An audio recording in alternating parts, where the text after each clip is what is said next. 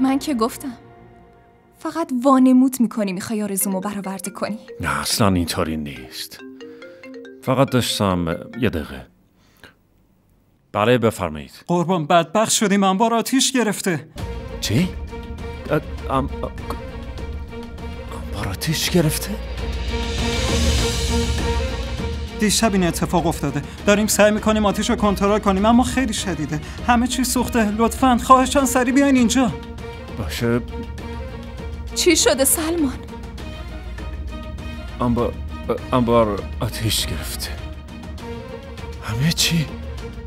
همه جنسام تو بود. همه جنسا رو اعتباری خریده بودم. هنوز هیچ پولی به فروشنده ها ندادم. نابود شدم، از بین رفتم. هیچی نمونده. حالا چی میشه؟ نمیدونم قراره چی بشه. من میرم انبار.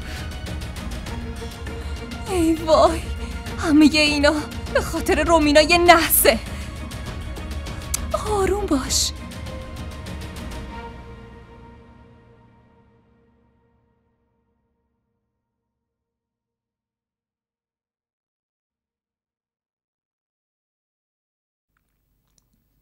به به به به، مبارکه جهان جان. خیلی خیلی مبارکه. وای خدایا این شاهزاده رو ببینمش، بدش بغل من. خیلی خوشگله. ماشاءالله خیلی خوشگلی تو.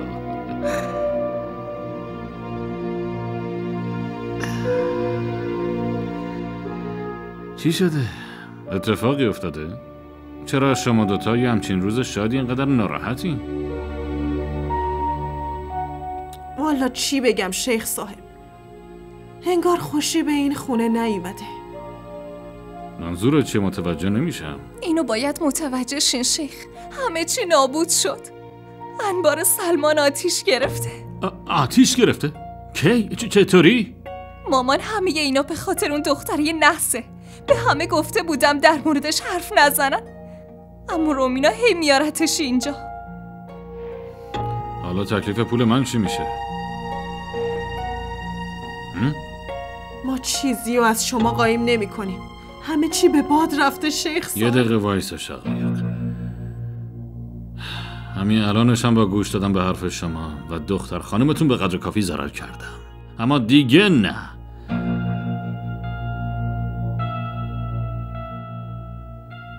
با فروختن این خونه پولمو زنده میکنم. یادمه که سند این خونه الان دست خودمه. حالا هم جفتتون حاضر شین و این خونه رو تخلیه کنین.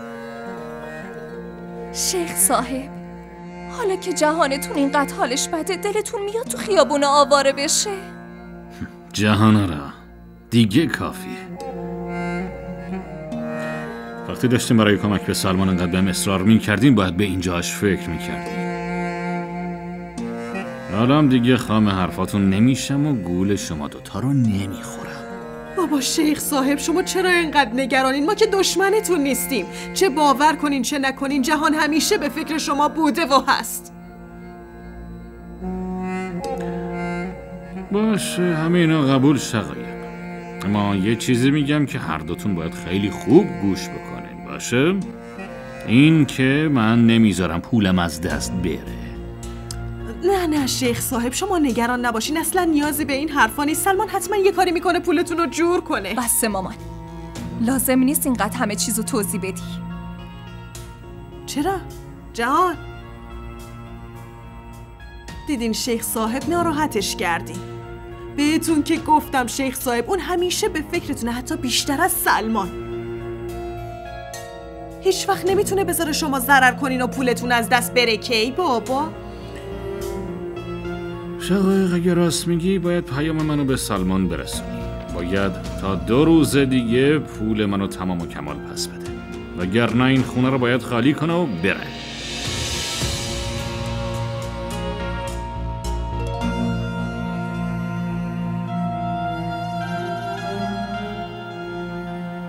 شقایق، شیخ چی داشت میگفت؟ خونه رو باید خالی کنیم؟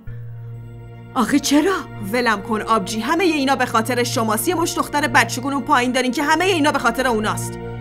نحسی اونا سلمان و شادی و این خونه و کار و بارشو همه رو نابود کرده. حالا چرا نگران این خونه یا؟ باید نگران قبرت باشی زن. ما باید به فکر یه خونه ای باشیم. آیه بریم پسرم، آیه بریم.